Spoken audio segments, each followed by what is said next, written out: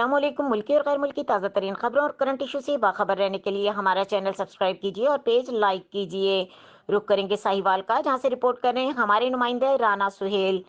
طیب Mahmood Baloch secretary general Jamaat Islami ضلع Sahiwal. Establishment حکومت اپنے تابع داروں اور اپوزیشن اپنے فرما برداروں کو بناتی ہے۔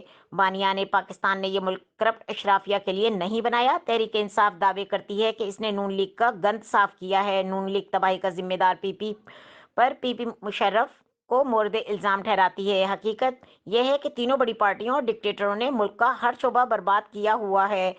حکمرانوں نے 3.5 برسوں میں معیشت تباہ کر دی۔ ملک کی نظریاتی اساس پر حملے ہو رہے ہیں۔ جنوبی پنجاب میں غربت ناچ رہی ہے۔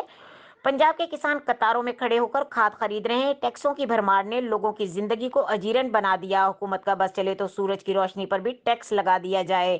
ہمیں سودی نظام سے چھٹکارا حاصل کرنا ہوگا۔ قوم امریکہ کے ایجنٹوں کو مسترد کر کے اسلام کا نام لینے والوں کو آگے لائے۔ مزید خبروں اور اپڈیٹ کے لیے دیکھتے رہیں کے نیوز چینل انٹرنیشنل۔